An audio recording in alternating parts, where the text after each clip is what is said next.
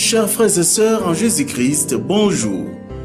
Que la joie et la grâce de notre Seigneur et Sauveur Jésus-Christ soient toujours avec vous. Le peuple de Dieu sait parfaitement bien que le plus grand crime contre l'humanité est le rejet du libérateur et sauveur du monde, Jésus-Christ. Mais le peuple de Dieu, principalement ses bergers, sait-il que certaines doctrines qu'il enseigne et certains comportements et attitudes qu'il affiche face aux divers problèmes de la vie des hommes empêchent les nations à connaître et à croire en Jésus-Christ et tiennent l'Église bien éloignée de son rôle de lumière du monde? C'est pourquoi le peuple de Dieu a grandement besoin de connaître et de mettre en pratique la science des saints, c'est-à-dire la parole de Dieu appliquée à tous les secteurs de la vie de l'homme. Nous croyons que les émissions qui suivent aideront grandement le peuple de Dieu à changer son comportement. Nous lui demandons donc de bien les écouter attentivement et intégralement. Que Dieu vous bénisse. Dans ma marche pour le ciel, tout peut sembler. Si la peur met des doutes sur ma route. Gloire soit rendue à notre Dieu qui nous a fait la grâce de nous retrouver une fois de plus dans le cadre de votre émission Parlons vrai, une émission qui vous offre un cadre d'enseignement autour de la parole du Seigneur. Notre invité n'est plus à présenter, comme vous le savez déjà, c'est le frère Sébastien Kindidi, à qui je dis déjà bonjour. Bonjour, sœur Charlène. Voilà, aujourd'hui encore, nous allons nous entretenir autour du thème « Vivons la vie des fils du royaume des dieux ». L'enseignement de ce jour porte sur ce thème. Qu'est-ce que nous pouvons, d'entrée de jeu, comprendre par ce thème? Merci, ma sœur. Vivons la vie des fils du royaume de Dieu. Ouais. Nous avons une vie à vivre qui doit être différente de celle que mènent les hommes et les femmes du monde. Parce que nous sommes du royaume de Dieu. Nous sommes dans le royaume et nous sommes du royaume. Il nous faut d'abord savoir cette vie. Quelle est-elle? Comment se présente-t-elle? Ouais. Ma sœur, je vous invite à lire Ésaïe 54, chapitre 54, verset 13.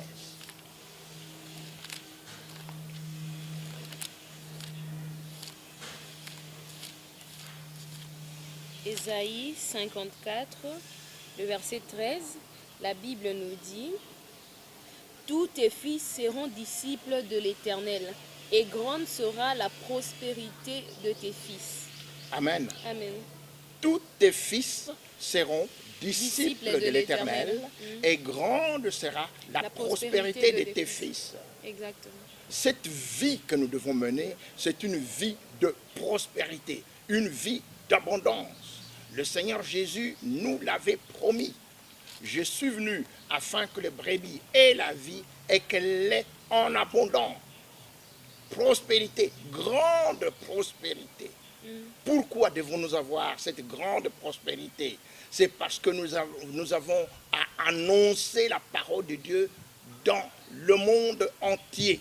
La Bible nous dit, cette bonne nouvelle du royaume sera prêchée dans le monde entier pour servir de témoignage à toutes les nations. Alors viendra la fin. Il faut que cette bonne nouvelle du royaume soit prêchée dans le monde entier. Et elle ne peut l'être que si ceux qui la prêchent sont riches. Nous avons eu à dire dans une des émissions précédentes que ceux qui nous ont apporté l'évangile étaient des riches. C'était des pays riches. Et nous avons cru en ce qu'il nous rapportait, qu'il nous avait apporté, c'est-à-dire la parole de Dieu, parce qu'ils étaient riches. La Bible nous dit, la sagesse du pauvre est méprisée, ces paroles ne sont pas écoutées. Donc, si nous continuons à demeurer dans la pauvreté matérielle, pauvreté financière, et que nous continuons à parler de Jésus-Christ, les autres ne vont pas suivre, parce qu'ils ne peuvent pas suivre un Dieu pauvre. Et il faut donc que nous qui prêchions la parole de Dieu, que nous qui sommes des enfants de Dieu, nous soyons réellement riches. Mais comment peut-on avoir, ou doit-on avoir cette richesse? Bien-aimés dans le Seigneur, nous sommes à notre 39e émission sur la science des saints. La science des saints nous apprend à connaître les voies de Dieu. Quand le Seigneur dit « Je suis venu afin que le brebis ait la vie et qu'elle l'ait en abondance », nous devons chercher à connaître, mais par quelle voie? Quelle voie allons-nous avoir cette abondance? Les rois doivent connaître la science, c'est-à-dire ceux qui prêchent la parole de Dieu, ceux qui sont les prédicateurs de la parole, ils doivent connaître la science, ils doivent enseigner la science des saints. Parce que c'est par la science qu'on va découvrir les voies de Dieu. Toute science a pour fondement la recherche. Cherchez et vous me trouverez. Si vous me cherchez de tout votre cœur. Oui. Nous avons dit, et nous ne cessons de le répéter, tous les pays avancés mettent l'accent sur la science, la recherche, la technologie. Et nous, les enfants de Dieu, nous devons aussi faire des recherches. Et nos recherches sont fondées sur la parole de Dieu. Alors nous serons de bons enseignants de la parole de Dieu. Oui. Pour enseigner les voies de Dieu, il faut faire des recherches. Il faut entrer en profondeur. Or, nous constatons malheureusement, ô bien-aimés dans le Seigneur, quand je parle ainsi, je ne suis loin d'avoir une haute opinion de moi-même. Tout est grâce, tout est grâce, tout est grâce. Exactement. Le Seigneur nous a donné une mission. Allez, faites de toutes les nations des disciples, les baptisons au nom du Père, du Fils et du Saint-Esprit. Et enseignez-leur à observer tout ce que je vous ai prescrit. Voici, je suis avec vous tous les jours jusqu'à la fin du monde. Et enseignez-leur. Mais qu'est-ce que nous recevons comme enseignement? Le Seigneur est parti et il nous a dit que je suis venu pour vous donner la vie et la vie en abondance. Oui. Nous enseignons la vie, Jésus-Christ. La vie éternelle, c'est Jésus-Christ. Mais nous ignorons que l'abondance vient aussi de la même vie. La vie d'abondance, c'est encore Jésus-Christ. C'est lui la vie et c'est lui l'abondance. Et nous allons le comprendre mieux encore maintenant. Alors nous cesserons de confier des responsabilités pour avoir la richesse, pour avoir la paix, pour avoir le bonheur, pour avoir la joie aux païens. Nous cesserons cela. Pourquoi? Parce qu'ils n'ont ni savoir, ni intelligence, nous dit la Bible. S'ils sont riches et qui n'ont pas préalablement reçu Jésus-Christ comme Seigneur et Sauveur, ils sont pauvres. C'est la Bible qui nous le dit. Et la suite nous le prouvera. Et nous qui sommes matériellement pauvres, nous qui sommes des pays dits sous-développés ou en voie de développement, appelez-le comme vous le voulez, nous sommes pauvres et si nous ne sommes pas en Jésus-Christ, nous ne deviendrons jamais riches. On va vous faire des reproches. On va, les antichrists, parce que nous allons parler d'eux, les antichrists vont vous dire, mais il y a des pays qui sont devenus riches, il y a des gens qui sont devenus riches sans connaître Jésus-Christ. Ils se trompent, parce que cette richesse-là, que l'on reçoit, que l'on acquiert sans Jésus-Christ, c'est une richesse qui mène à la pauvreté. C'est une richesse qui mène des problèmes, la Bible nous dit, c'est la bénédiction de l'Éternel qui enrichit, Oui. et il ne la fait suivre D'aucun d'aucun chagrin. Cela veut dire qu'il existe des richesses qui sont suivies de chagrin. Exact. Et Dieu ne veut pas que nous connaissions ce genre de richesses-là qui sont suivies de chagrin. Il faut donc que nous comprenions les voies de Dieu pour avoir la richesse qui mène à la paix, qui mène à la joie, qui ne vous entraîne pas dans des chagrins. Parce que les chagrins, pour ceux qui se disent riches, mais qui n'ont pas eu, en premier lieu, la première richesse, à savoir le royaume et la justice de Dieu, ces chagrins, ils vont les connaître. Bien-aimés dans le Seigneur, nous avons lu dans Ésaïe chapitre 54 verset 13, nous venons de lire ce verset-là, tous tes fils seront disciples de l'Éternel. Grande sera pour la prospérité de tes fils. Mais qui sont disciples de l'Éternel? C'est ça la question. Qui sont disciples de l'Éternel? Ma soeur, si vous voulez bien lire, encore toujours dans Ésaïe, chapitre 59, du verset 20 à 21. Ésaïe 59, 20 à 21. La Bible nous dit, un rédempteur viendra pour Sion, pour ceux de Jacob qui se convertiront de leurs péchés, dit l'Éternel. Voici mon alliance avec eux, dit l'Éternel, mon esprit qui repose sur toi, et mes paroles que j'ai mises dans ta bouche ne se retireront point de ta bouche, ni de la bouche de tes enfants, ni de la bouche des enfants de tes enfants, dit l'Éternel, dès maintenant et à jamais. Voilà les disciples. Le disciple, c'est celui qui reçoit Jésus-Christ comme Seigneur et Sauveur, qui s'est repenti. Oui. Alors Dieu fait une alliance avec lui.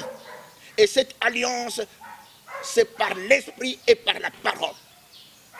Un rédempteur viendra pour Sion, pour ceux de Jacob qui se sont convertis de leurs péchés. Il faut abandonner les péchés.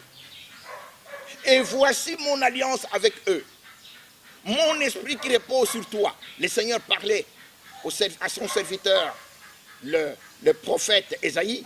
Mon esprit qui repose sur toi. Et mes paroles que j'ai mises dans ta bouche ne se retireront point de ta bouche, ni de la bouche de tes enfants, ni de la bouche des enfants de tes enfants, dès maintenant et pour toujours, dit l'Éternel. Voilà l'alliance, alliance d'esprit et de parole. Nous l'avons dit et nous l'avons souvent répété. L'alliance de l'Ancien Testament se distingue nettement de l'alliance du Nouveau Testament. Nous sommes dans le Nouveau Testament, nous n'avons plus besoin d'aller chercher des vêtements, d'aller chercher un accoutrement extraordinaire qui impressionne les hommes. Non, cela c'est l'ancienne alliance. La nouvelle alliance, c'est l'esprit et la parole. Et dans la nouvelle alliance, il n'existe pas de séparation. Tous sont disciples. Tous ceux qui ont l'esprit et tous qui ont la parole, ils sont disciples. Mais tous les disciples n'ont pas reçu les mêmes dons. Oui. La Bible nous dit, il y a diversité des dons, mais le même esprit. Diversité de ministères, mais le même Seigneur. Exactement. Diversité d'opérations, mais le même Dieu qui opère tout en tous. Et la Bible ajoute que tous ces dons, tous ces ministères, c'est pour l'utilité commune. Exact. Quelle est cette utilité? Allez, faites de toutes les nations disciples. des disciples. Comment? Avec des richesses. Exactement. C'est pour l'utilité commune. Oui. Mais nous sommes tous des disciples. Mais chaque disciple a reçu un don particulier. Chaque disciple exerce un ministère particulier. Ceux qui ont eu le même don exercent un même ministère. Ceux qui ont reçu le don de la parole exercent le ministère de la parole. Les ministères dont à l'Église, nous les connaissons. Il a donné aux uns, les uns comme prophètes, comme apôtres, pardon, les autres comme prophètes, les autres comme évangélistes, les autres comme pasteurs et docteurs. Pourquoi? Pour le perfectionnement des saints en vue de l'œuvre du ministère et de l'édification du corps du Christ. C'est pour l'enseignement. Quand vous recevez ces dons de la parole, c'est pour l'enseignement. C'est pour le perfectionnement des saints en vue de l'œuvre du ministère. Quel ministère avez-vous reçu? Le ministère de la parole. Vous enseignez la parole, mais la parole dans toutes les dimensions. Car la parole ne se limite pas simplement au spirituel. La parole va jusqu'à l'intelligence. La parole, nous sommes tous des disciples. Les hommes politiques qui ont reçu de la part de Jésus-Christ la mission de gouverner, car le don de gouverner vient de Dieu, vient de Jésus-Christ. 1 Corinthiens chapitre 12, verset 28, don de gouverner. Ils forment un ministère. Quel est ce ministère? Ils sont dans le même ministère que ceux qui parlent de la part de Dieu, qui prêchent la parole de Dieu. C'est le ministère de la parole. Ce sont tous des enseignants. Le roi, selon le cœur de Dieu, David, nous l'avons dit, j'enseignerai tes voies à ceux qui les transgressent et les pécheurs viendront à toi. Quand vous avez reçu le don de Dieu pour enseigner sa parole, c'est pour l'enseigner dans tous les secteurs de la vie, parce que c'est vous qui devez enseigner les voies et moyens pour avoir la vie éternelle, mais aussi pour avoir l'abondance. Vous êtes des enseignants, mais il faut enseigner maintenant l'abondance. Parce que vous ne pouvez pas être écrasé par la pauvreté. L'œuvre de Dieu est freinée à cause de la pauvreté de ceux qui parlent, de ceux qui prêchent, de ceux qui se disent disciples. Nous ne cessons de le répéter, les disciples ne sont pas seulement ceux qui prêchent la parole de Dieu, les disciples sont aussi ceux qui ont reçu d'autres dons. Est-ce que vous pouvez lire, ma sœur? Oui.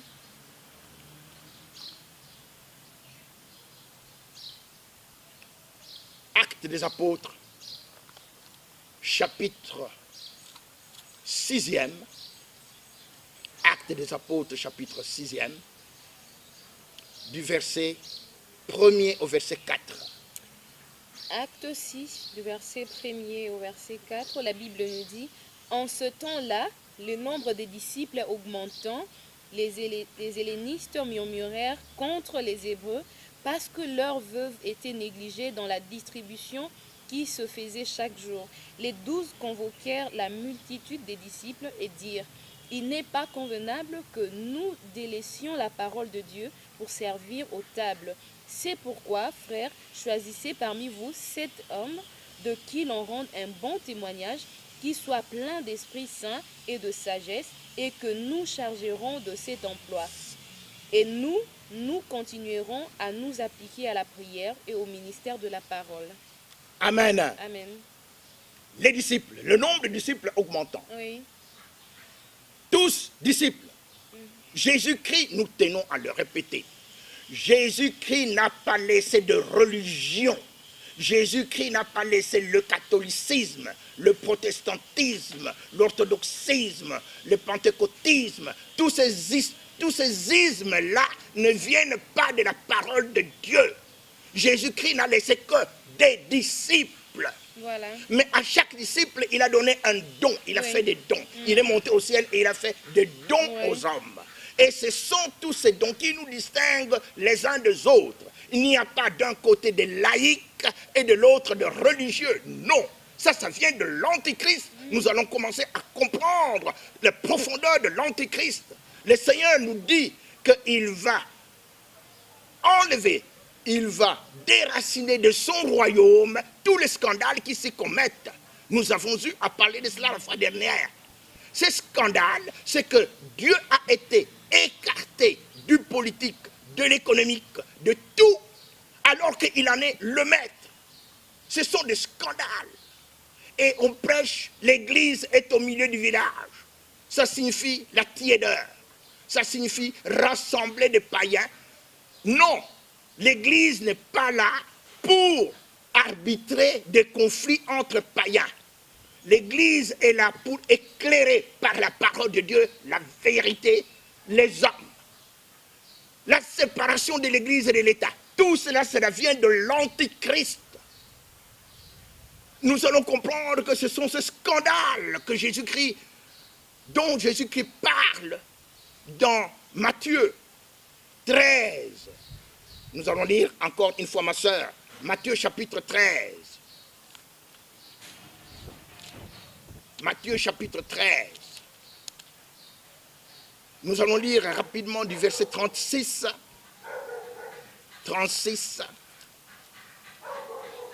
à 43. Voilà, la Bible nous dit, alors il envoya la foule et entrant dans la maison, ses disciples s'approchèrent de lui et dirent, explique-nous la parabole de l'ivraie du champ. Il répondit, celui qui sème la bonne sémence, c'est le Fils de l'homme. Le champ, c'est le monde. La bonne sémence, ce sont les fils du royaume. L'ivraie, ce sont les fils du malin. L'ennemi qui l'a sémé, c'est le diable. La moisson, c'est la fin du monde. Les moissonneurs, ce sont les anges. Or, comme on arrache l'ivraie et qu'on la jette au feu, il sera de même à la fin du monde. Le Fils de l'homme enverra ses anges qui arracheront de son royaume tous les scandales et ceux qui commettent l'iniquité. Et ils les jetteront dans la fournaise ardente où il y aura des pleurs et des grincements de dents. Alors les justes resplendiront comme le soleil dans le royaume de leur Père. Que celui qui a des oreilles pour entendre, entende. Amen. Amen. La condition sine qua non pour être riche, pour avoir cette prospérité abondante, il faut que les scandales soient d'abord jetés dehors. Les scandales, nous en avons parlé en long et en large durant toutes les émissions précédentes. Les scandales, Dieu est rejeté. Lui qui est le créateur, il n'a rien à voir avec la politique, il n'a rien à voir avec l'économie, non. Séparation de l'Église et de l'État. Scandale! L'Église est au milieu du village. Scandale! Ce doit être extirpé. Et Dieu envoie ses anges. Nous sommes à la fin du monde. Les anges ne sont pas nécessairement des gens qui viennent avec des ailes, comme on le montre. Les anges prennent aussi la forme humaine.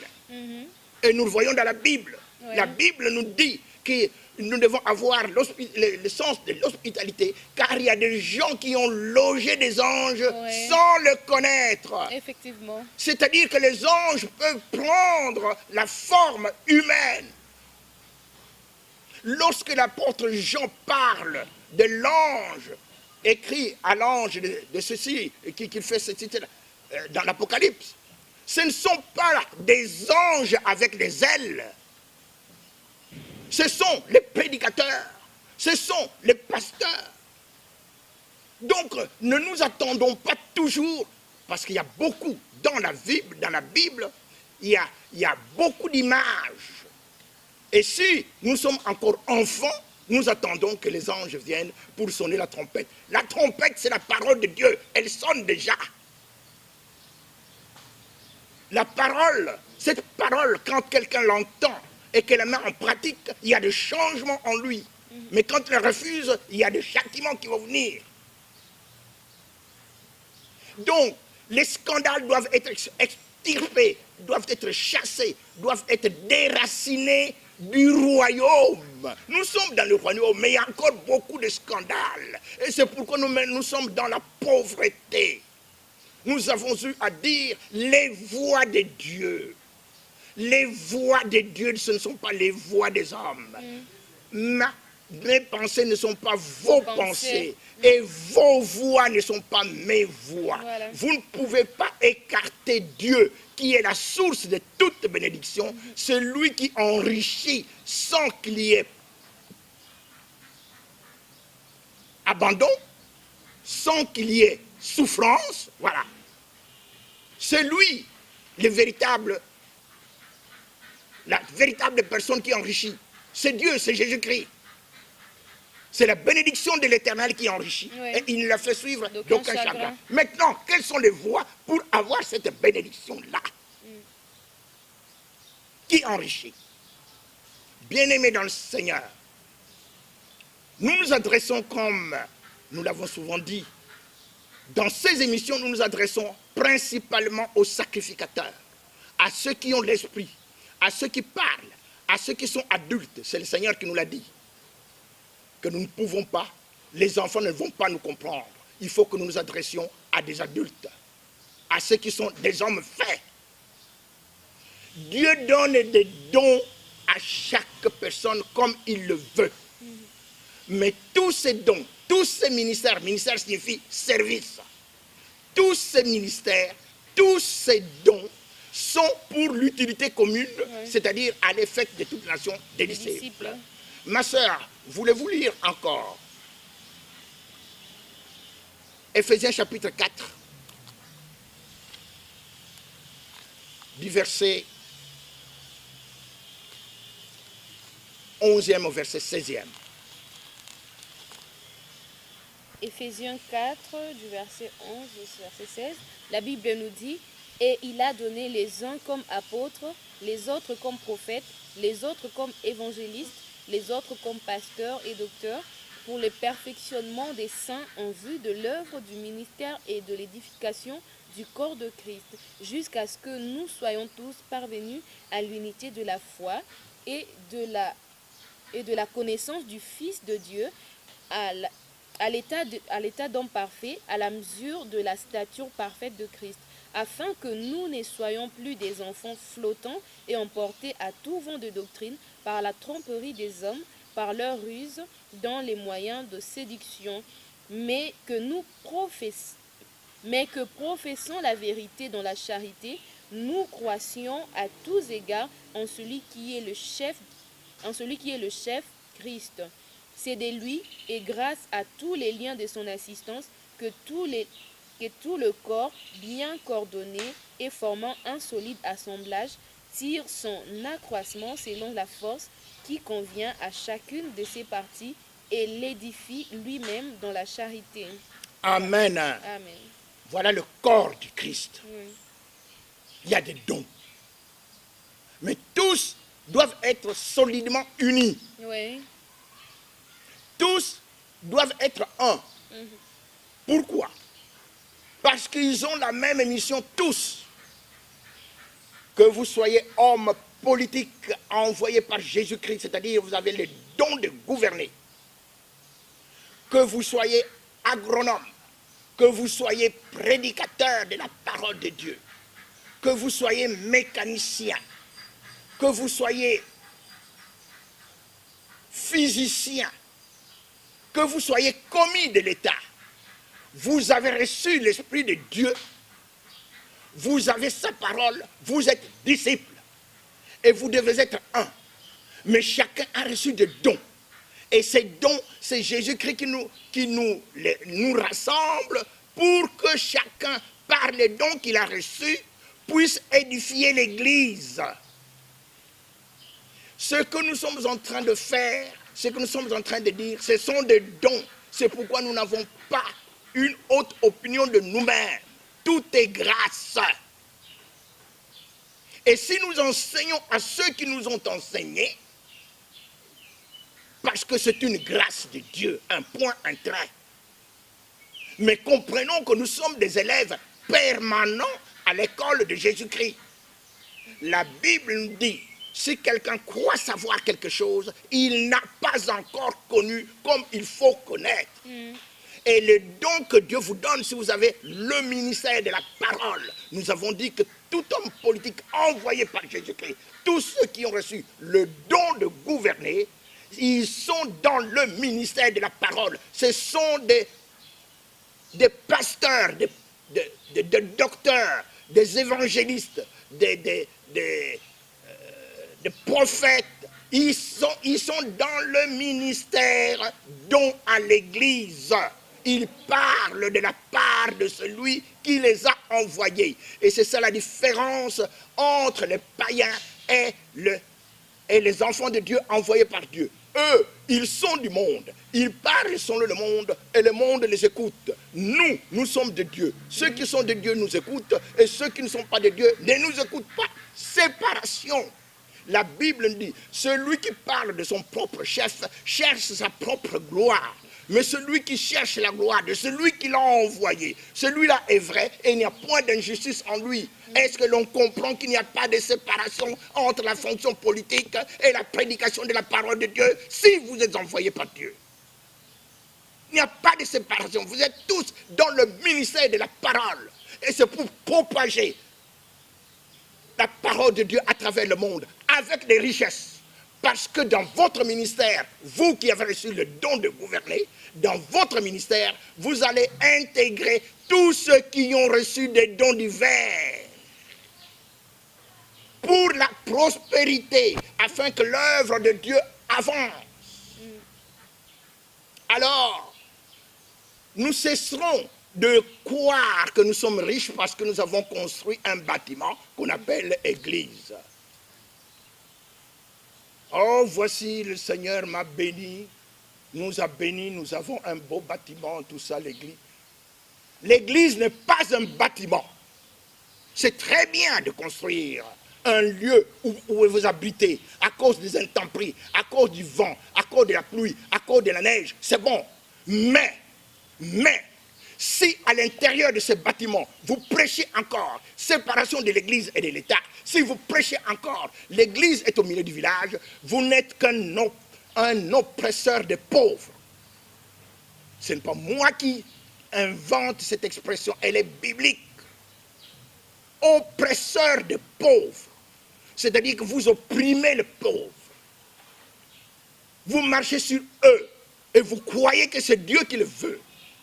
Dieu ne veut pas que ceux qui ont reçu Jésus-Christ demeurent dans la pauvreté. Il faut qu'ils puissent éclater. Nous avons lu dans Matthieu 23. Pour que cette gloire se manifeste, il faut d'abord enlever, extirper tout ce qui est antichrist. L'antichrist, les antichrists, l'apôtre Jean en parle. 1 Jean chapitre 4, 2. 1 Jean chapitre 2, il parle des antichrists. Il dit, ne prêtez pas foi à tout esprit, car il y a plusieurs faux prophètes qui sont arrivés dans le monde. Et comment vous allez les reconnaître? Tout esprit qui se déclare publiquement pour Jésus-Christ venu en chair, c'est l'Esprit de Dieu. Et tout esprit qui ne se déclare pas publiquement pour Jésus-Christ, c'est l'esprit de l'Antichrist. Les Antichrists sont venus pour que les enfants de Dieu ne parlent pas publiquement de Jésus-Christ. Est-ce que nous comprenons cela? Alors, ils s'appuient sur des versets bibliques qu'ils interprètent faussement. Parce que les antichrists sont envoyés par Satan. C'est le royaume des ténèbres. Ce sont ces scandales que nous devons extirper du royaume de Dieu. Ils lisent la parole de Dieu, mais ils la tordent. Le Seigneur dit, personne, nul ne peut suivre 2 maîtres. Ou il aimera l'un, ou il détestera l'autre. Vous ne pouvez suivre ni Dieu, vous ne pouvez pas suivre Dieu et l'argent. Ouais. Eux, ils interprètent comme ceci. Ah, vous voyez, il y a séparation de l'Église et de l'État. L'Église, ça c'est pour prêcher dans le bâtiment là qu'on appelle l'Église. Mais dehors, ça c'est l'État. C'est l'État, il y a séparation. Il n'y a pas séparation. Antichrist. L'Antichrist ne veut pas que l'on parle de Jésus-Christ en public. Publiquement. Est-ce que nous comprenons cela? C'est l'esprit de l'Antichrist. On ne veut pas que Jésus-Christ soit entendu publiquement. On ne veut pas que dans une conférence où l'on parle de l'économie, où l'on parle de politique, où l'on parle de problèmes sociaux, qu'on puisse citer le nom de Jésus-Christ, parce que ce sont des envoyés de Satan, Antichrist. Mais le Seigneur a promis, ne les craignez point, car il n'y a rien de caché qui ne doive être découvert. Exactement. Et rien de secret qui ne doive être connu. Le Seigneur met à nu Satan. Vous n'allez pas détruire cet esprit-là par la force, par la marche des chrétiens. Non. C'est par l'Esprit de Dieu. Ce sont deux esprits qui sont en conflit. Il y a l'Esprit de Dieu et l'Esprit du monde. Le monde tout entier est sous la domination de Satan, nous dit la Bible. Mais pas pour nous. Il n'est pas. Satan ne nous domine pas. Et donc nous avons deux esprits qui se confrontent dans le monde. L'Esprit de Dieu qui proclame Jésus-Christ et l'Esprit de l'Antéchrist qui refuse de proclamer Jésus-Christ. Même s'ils sont dans l'église, mais dès qu'on parle de politique, économie, alors que nous avons eu à le démontrer clairement, scientifiquement, que Jésus-Christ est le maître de l'économie, est le maître de la science, est le maître du politique. Tout pouvoir lui a été donné dans le ciel et sur la terre. Faisons donc bien attention. Nous ne pouvons pas marcher avec l'esprit de l'Antichrist. C'est un scandale. Que Dieu nous aide à le comprendre. C'est pourquoi nous devons nous en séparer. Maintenant, que devons-nous faire? Oui. La Bible nous donne les injonctions. Nous avons eu à parler de cela en long et en large. Psaume 82. Dieu se tient au milieu dans l'assemblée de Dieu. Il juge au milieu des dieux. Quand vous lisez ce psaume 82, il y a Dieu des majuscules et Dieu des minuscules. Nous sommes des dieux des minuscules. Pourquoi? Parce que nous avons l'Esprit de Dieu en nous. Dieu habite en nous. Nous sommes devenus le temple du Saint-Esprit. Le temple de Dieu, c'est nous qui avons cru en Jésus-Christ. Ce n'est pas un bâtiment. Ce n'est pas dans ce bâtiment un bâtiment. Nous cessons de le répéter. Nous devons être équilibrés. Avoir un bâtiment, c'est bon. Mais si vous y prêchez des choses qui appuient l'Antichrist, alors vous êtes tout simplement en train d'opprimer les pauvres. Nous devons vivre la vie des enfants de Dieu, la vie des fils du royaume. Oui. Être né de nouveau. C'est-à-dire l'Esprit de Dieu et la parole de Dieu. Oui. Ce n'est pas par le baptême que vous aurez cela. C'est par la foi en Jésus-Christ. Le baptême, nous l'avons eu à expliquer, oui. Ce n'est qu'une identification à la mort et à la résurrection de Christ. Mais si vous n'avez pas la foi, votre baptême ne vaut rien. Parce que vous ne recevrez jamais l'Esprit de Dieu si vous n'avez pas la foi en Jésus-Christ. Et celui qui n'a pas l'Esprit de Christ, nous dit la Bible, ne lui appartient pas. La nouvelle naissance. Et deuxièmement, la parole. Oui. La parole. Tant que vous n'avez pas la parole, vous n'avez pas de profondeur de Dieu. Et cette parole, elle est diffuse, la sagesse de Dieu. Elle est mystérieuse et cachée. Elle est dans toute la parole. Oui. Ce n'est pas un seul verset, c'est toute la parole. Exactement. La sagesse infiniment variée de Dieu. Toute la parole. Alors vous prenez ceci, car c'est un peu ici, un peu là, un peu là. La Bible nous dit que, excusez-moi ma soeur, si vous pouvez lire Jean chapitre 3, verset 8. Jean chapitre 3, verset 8.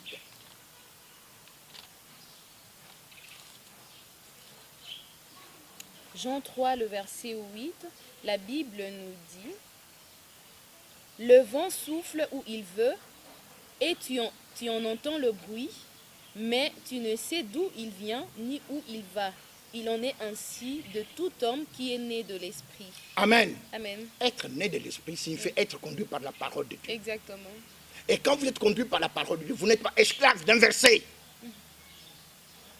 Car un verset peut dire ceci dans une circonstance déterminée, Oui. mais un autre verset va dire autre chose. Mais ce n'est pas autre chose. C'est toujours la même Bible. Oui. Alors nous devons sortir de l'état d'enfant. Car c'est cet état d'enfant qui nous divise. C'est cet état d'enfant qui font que nous ne soyons pas adultes, des hommes faits, comme nous l'avons dit quand nous avons lu dans Éphésiens chapitre 4e. Des hommes faits. C'est pour arriver à l'unité. C'est pourquoi on enseigne la vérité de plus en plus en profondeur. Et c'est là par l'Esprit Saint. Parce que vous ne pouvez pas connaître les profondeurs de Dieu si vous n'êtes pas conduit par l'Esprit. L'Esprit vous amène là. C'est diffus, c'est toute la parole de Dieu. Alors, vous allez comprendre que c'est parce que nous demeurons des enfants, encore des enfants, prédicateurs de la parole de Dieu. Je n'ai pas une haute opinion de moi-même. Je n'ai reçu qu'une grâce. Mais je le souligne, on est encore enfant. Oui. Voilà, frère Sébastien Kindi dit, là je rappelle pour ceux qui nous ont rejoints un peu en retard, le thème de notre enseignement de ce jour est vivons la vie des fils du royaume de Dieu. Nous avons commencé à les développer avec le frère Sébastien Kindi dit, et là nous cheminons déjà vers la fin de cette émission. Frère Sébastien Kindi dit, si vous pouvez résumer pour nos frères et sœurs qui nous ont rejoints un peu en retard, comme ça ils auront une idée générale de ce thème. Merci ma soeur. Pour avoir une idée générale de ce thème, il faut avoir écouté les 38 émissions précédentes. Alors à ce moment-là, vous comprendrez bien où nous en sommes. Effectivement. Parce que nous avons donné des leçons par la grâce que Dieu nous a accordée. Oui. Mais pour résumer, oui, ce thème que nous venons d'aborder maintenant, c'est que Dieu veut que nous devenions riches. Dieu veut que nous devenions puissants. C'est la Bible qui nous le dit. Oui. Mais en suivant ces voies, en étant parfaitement unis, pas divisés. La Bible nous dit, c'est qu'il est doux et agréable pour les frères de demeurer ensemble. C'est là que j'envoie la bénédiction et la vie pour l'éternité.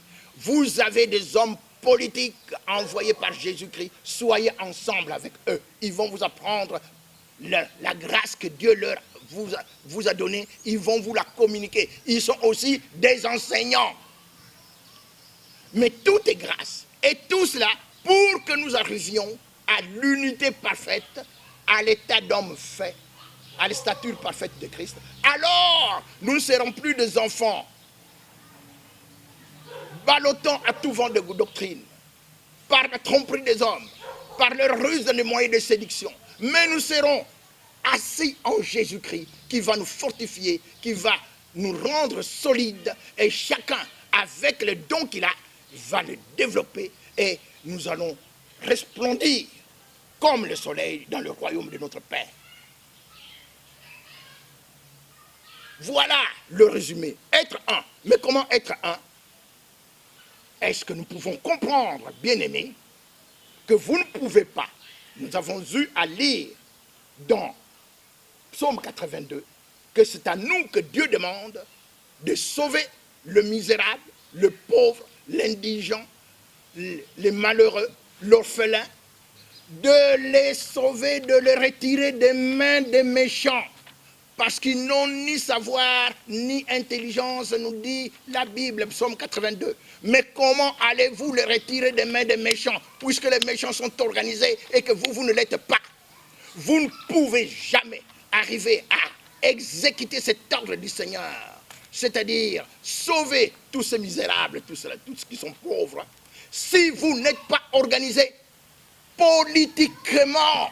Est-ce que vous comprenez? Politiquement, parce que eux, ils s'accaparent du pouvoir politique pour dominer sur les autres. Mais vous devez être organisé politiquement. Il ne s'agit pas de faire la politique du monde, mais il s'agit de faire la politique de Jésus-Christ. Parce que Jésus-Christ est l'unique chef politique pour vous. Voilà en résumé. Voilà, merci beaucoup frère Sébastien Kindidi pour l'enseignement de ce jour qui a porté sur les thèmes « Vivons la vie des fils du royaume de Dieu ». Je suis sûre que chacun de nous a tiré sa part. Dieu nous veut grands, Dieu nous veut bénis, que nous puissions prospérer. Et voilà, cette prospérité est réservée pour les disciples. Les disciples, on retrouve chez les disciples quoi? La parole et l'esprit de Dieu. Merci beaucoup frère Sébastien Kindidi. Nous sommes pratiquement arrivés à la fin de ce numéro de votre enseignement. Merci pour l'attention particulière que vous nous avez accordée ce jour et bonne suite des programmes sur votre chaîne. On se retrouve très prochainement si les seigneurs tardent à revenir. Alors d'ici là, portez-vous bien. Bye.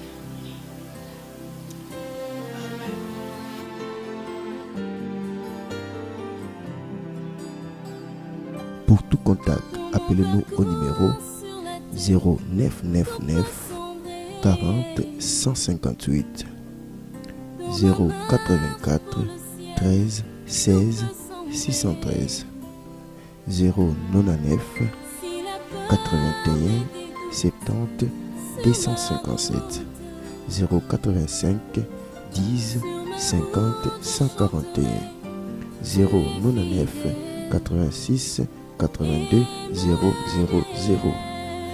089 53 56 870.